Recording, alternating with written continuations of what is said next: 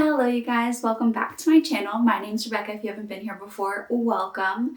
In today's video, we're going to be doing another discussion about Who's Only Murders in the Building. This is season 4, episode 6. So if you have not watched this far, make sure to stop, go back.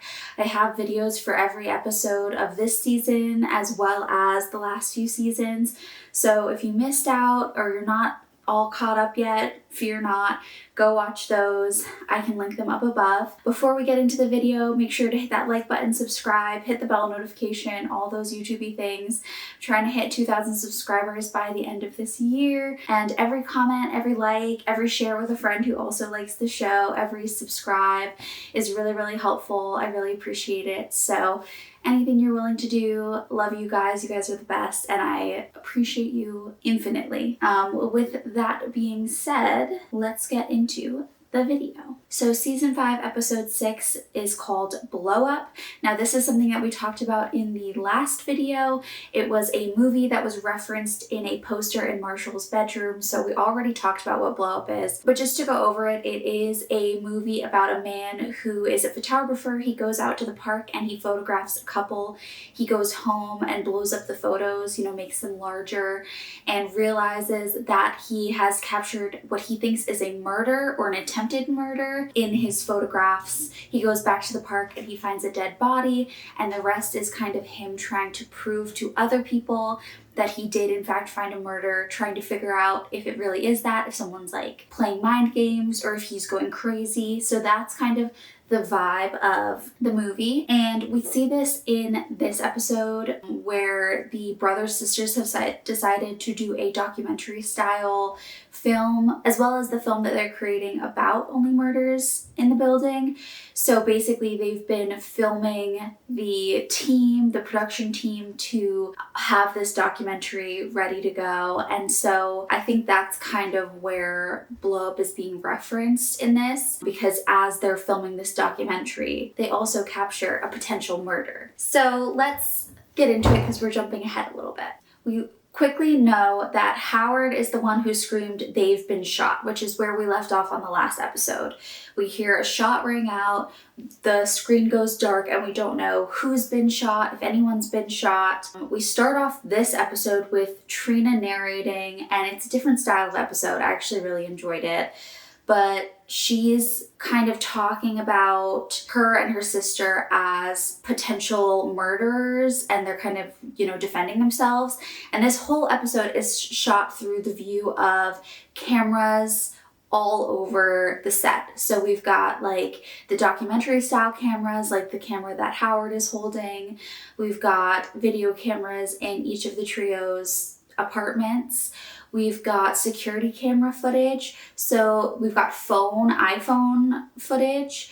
So it's a very different style. Like each time someone puts their camera down, another camera pops up from somewhere else in the room.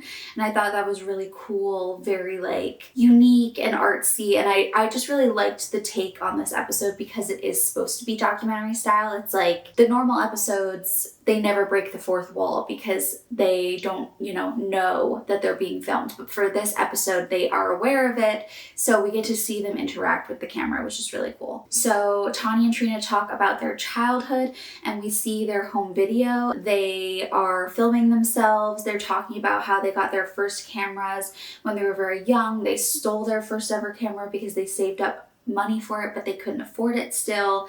And how they were never really liked in school, not really understood.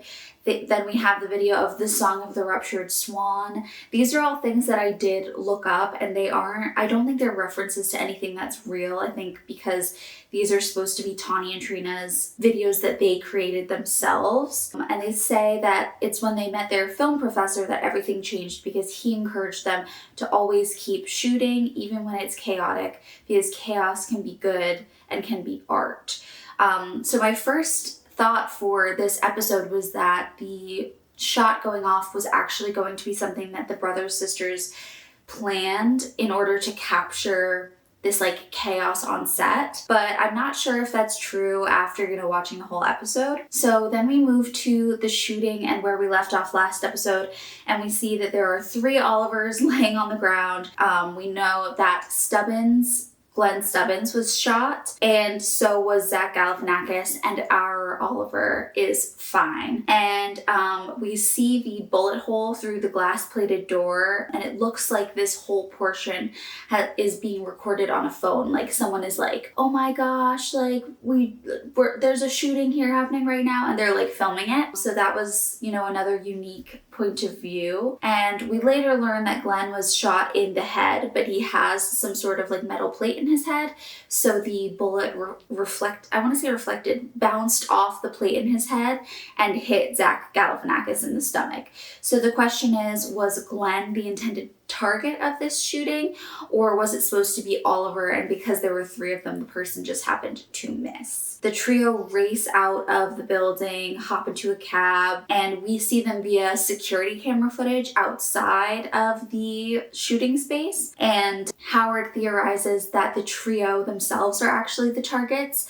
Someone took a shot at Charles and killed SAZZ. Someone took a shot at Oliver and hit Glenn Stubbins. And they say that they think Mabel might be next. The trio agree to let Howard film them during this time because he says that it'll be evidence if someone tries to kill them. And so they're like, yeah, okay, go ahead, keep the cameras rolling. The trio get home. They decide to go to Oliver's apartment because SAZZ was killed in Charles's and the shot was taken from Mabel's, so those don't feel safe to them. And we see that Uma is there, and she's pretty pissed because they're installing security cameras in the Arconia because of all the murders that have happened. So just another like area where we can view the trio coming into the building by this new security camera footage. And we also see the brothers, sisters who also appear at the Arconia filming, and the trio quickly try and close the elevator door so that they can head up to Oliver's place. Oliver then has the realization that he almost died and basically says that the only thing he was thinking about was Loretta and how he wants to ask her to marry him. And we know that he admitted last episode that he almost asked her to marry him, but he stopped himself because he felt like he would fail. Detective D arrives and chastises the trio for letting someone shoot Zach supercalifragilistic. She's the one who lets us know that the shot hit Stubbins and bounced off the plate in his head and hit Zach Galifianakis afterwards. So that's how we know it's just 1 bullet instead of 2. We start to see the trio from these video cameras in Oliver's apartment that he doesn't know about. And we see the brothers' sisters, setting up these cameras in their office and in different spaces. So this clues us in that the brothers' sisters have gone through and installed these secret cameras in the trio's apartments. And Dee tells us that Dudoff is back in town because he's cashing checks at local bodegas. And so the trio has to like watch out for him basically. She also lets us know that Jan is back in the city and Dee is actually assigned to her case. So she's going to be following Jan around. And she lastly gives Charles SAZZ's remains so that she can be with him rather than being on some like warehouse storage shelf somewhere. She wants Charles to have SAZZ's remains. Charles requests that Howard turn off the camera because Howard is filming him while he's holding SAZZ's remains. And Howard makes a great point. He says, oh, it's fine for you guys to profit off of other people's grief, but when like you're experiencing it, and then he kind of cuts himself off and turns the camera off or puts it down. But it's true that when it comes to their personal grief, they don't want to be filmed on camera, but they are profiting off of the podcasting and filming of other people's death and grief. This is also something that was mentioned in the Stuntman Bar, concussions. And so I think it might be an important point. Maybe it points to a theory, someone being angry that the trio is profiting off of the grief of whoever's family members or friends who died, whether it be Tim Kono, whether it be Bunny, whether it be Glenn Stevens, whether it be Ben Glenroy. So it's possible that that's actually part of the reason that this murder took place. We don't know for sure. Oliver mentions Rob Reiner, Thelma and Louise, and The Princess Bride, and I thought it was important to point out that the Thelma and Louise is a movie about two women who go on a trip together. They end up getting into some trouble when this man kind of attacks one of them and like tries to doesn't take no for an answer, and they end up shooting him and killing him. And so then they're on the run from the law, and in the end they end up deciding that like they're not going to go back to their old lives, they're not going to let the law take them in, and they drive off a cliff together. So this is another example of like this dynamic duo who have committed a crime, who are on the run from the law. And this plays in because of all the doubles this season, so definitely something to think about. The trio end up going to an emergency production meeting. The brothers sisters immediately ask if the closeness of death has made the trio feel more alive, and Mabel responds, absolutely. So there's another point where we're like, did the sisters plan this? Did they do this intentionally to liven up the cast and get raw emotions coming from them? Like, it's just a little suspicious. Bev is going over everything, letting everyone know what's going on, saying that Zach Galifianakis is telling them that the show must go on. And then we cut to Zach Galifianakis at the hospital talking about how Bev is crazy, how he wants to quit the movie, and how she threatened to sue him and told him that, you know, like he's not allowed to quit the movie, and then stole all of his pain medication. Which very much sounds like a Bev thing to do. We see Marshall leaning on the papers behind Bev, the scripts, and the tower of scripts falls over and Marshall falls on the floor. And this is a moment that like really draws our eye and is very intentional. We're like, why did they draw this attention to Marshall while Bev was speaking? Like, are we supposed to be watching him? Is this a clue? Is it a red herring? Mabel goes to check on Marshall after because she says that he must be really nervous, and he immediately says that people think that the killer was aiming for Oliver and that the brothers sisters are very suspicious, and he asks Mabel if she's ever seen their student film. So she goes back to Oliver's place and they all start watching The Desecration of Alice. Oliver is grabbing his dips from the refrigerator because we know he's a dip guy. According to the trio, the movie is about twin sisters who are made out of clay, and their creator made them, and because of that they do his bidding. And as they're zooming out of the film and we're watching it on Mabel's laptop, we see that Vince Fish is actually the master, the creator, who he's the actor in the film who's playing that part. So immediately we're like, Vince knows the brothers, sisters, what's the connection here? He's the actor. We see the trio and Howard on the security cameras going up into the West Wing to visit Vince Fish, and Rudy is already there and they're playing with a drone, but it has a camera on it. And they say that they got it from this woman who was decapitated by a New York City bus. So just this like very gruesome death. And they're like, but yeah, we got the drone and we get to play with it. And Howard explains why they're filming, saying that, they're doing a documentary along with the film. And Vince says that he loves the movies. And then he speaks a line from Moonstruck and he says like, my hand, my hand. And Charles jumps in as well. And so this is another movie mention. And just to talk about Moonstruck a little bit, it is about a woman whose name is Loretta. And Loretta is proposed to by her partner Johnny, but she doesn't actually love him. She just kind of likes him. And she agrees to marry him. Johnny has to go check on his sick mother in Italy, so he asks Loretta to go and invite his brother Ronnie to the wedding. She goes to visit Ronnie, learns that he cut his hand off in an accident where he was speaking with Johnny and he got distracted, and his fiance ended up leaving him because he cut his hand off. And Loretta makes some comment like, I think you intentionally cut your hand off because you were in a bad relationship and you didn't want to be in it anymore, and you knew that she would leave you if you cut your hand off or something. And he gets really angry, but then he kisses her, and of course they have sex. Later on, he convinces her to go with him to see like a play, and she runs into her father, and her father also has a mistress, and he's like, hey, let's not speak of this since like this doesn't look good for you either. So, and then the next day they all kind of reconvene for breakfast, and her mother is like, you need to be faithful to me, and her father's like, okay, we'll recommit to being faithful to each other. And Johnny comes back and is like, I can't marry you, my mom is better now, and I think that because I was dating you she was sick, and now that she's better, if I marry you, like, she'll die. So Loretta like throws the ring at him, and Ronnie picks it up and is like, hey, let's do this thing. And she says yes. So that's the storyline of Moonstruck. And I've never seen the movie before. I thought it was like kind of funny because I think the only connection here is that the main character's name is Loretta, so that kind of like makes our brains start going, but I don't think there's any sort of like crazy connection here other than the fact that like Oliver wants to marry Loretta. So maybe we will have a moment where Loretta's like, I like you, I don't love you, Oliver.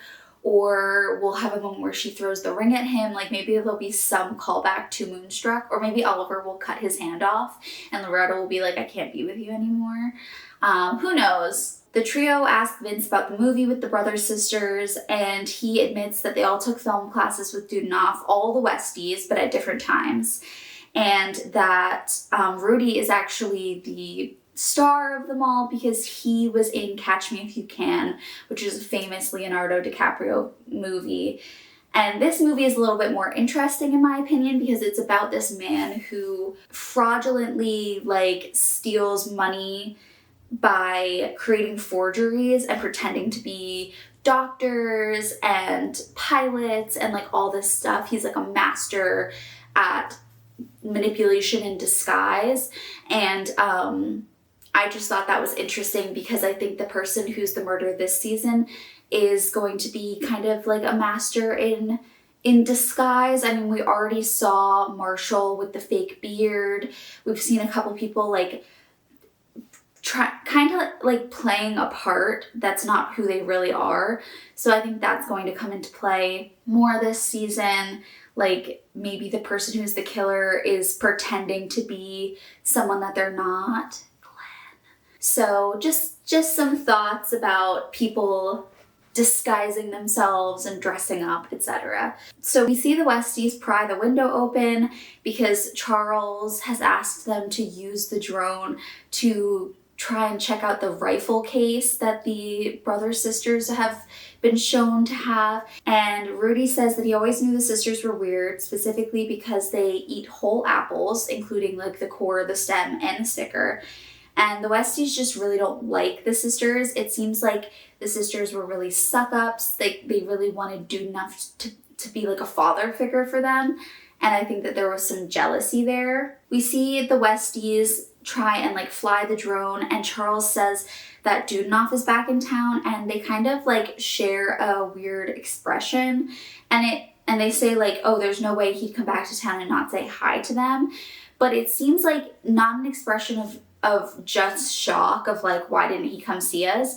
But also like they know a secret. Like they know it's not possible for him to have come back to town because we see Oliver decide to call Loretta because he wants to ask her to marry him.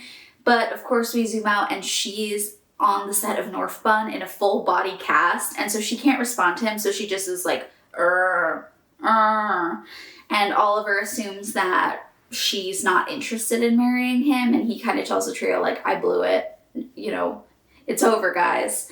The trio are back in Oliver's apartment with him, and Howard brings Gravy over and she knocks over SAZZ's ashes. And this is kind of where the big clue is this episode.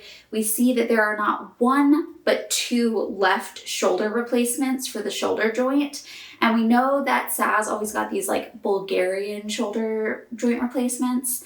But there's one that's in English that's also says left. And so we know that something is fishy with these joint replacements.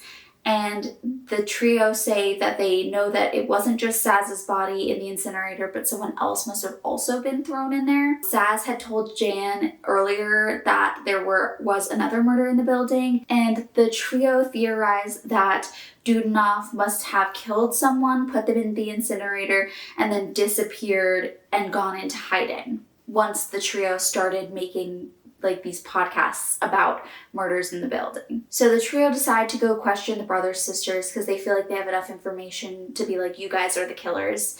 They go upstairs, the girls are there, they're like filming each other, and Charles starts grilling them and saying like, where were you the night SAZZ was murdered? And immediately they admit, we were at Dudoff's apartment. We see a flashback of Professor Dudoff, giving the girls his Super 8s, and he mentions his bones are too brittle to carry them around anymore, i.e. maybe this is suggesting the joint replacement. And so we realize that the girls were there the night of SAZZ's murder, but they're also not hiding anything. The sisters admit that they would totally kill for him because he was their mentor.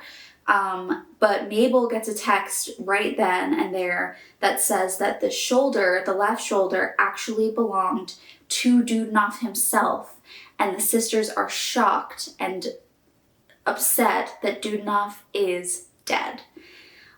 This is when they kind of team up with the trio. The trio's like, okay, when was the last time you saw him? They say it was 3 years ago, and that they took this movie in the first place because they knew he would be nearby, but that he wasn't answering their calls, which must have been why they went to his apartment. The brothers, sisters show them the rifle case, and it's actually full of these mini cameras that they've been placing in the trio's apartments. And the trio is like, what the heck? This is definitely not legal. And they're like, no, you signed away your life rights. You signed a waiver that said you're fine with this. We were actually shocked. So now we're kind of working with the brothers, sisters to figure out what the fuck is going on.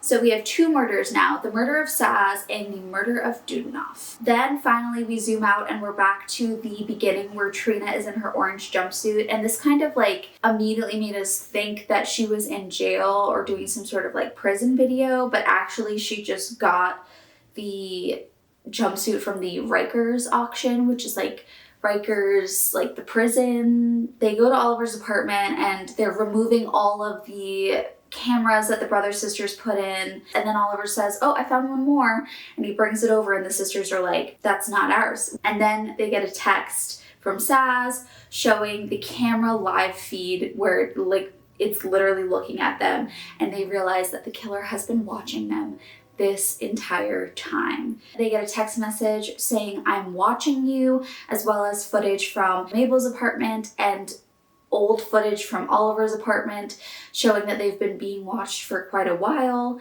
And the trio race out of the building, grab Oliver's car, and of course they run off. And the next episode we learn that they have run to Charles's sister's house. So the trio have decided that New York is no longer safe for them. They're being watched. The killer is literally watching them at that very moment. They gotta get out of Dodge. So now we are going into the theories portion of today's video, and these theories are probably some of my favorites because I feel like this season has really connected back to the first season and answered, or is going to answer, a lot of questions that we've had.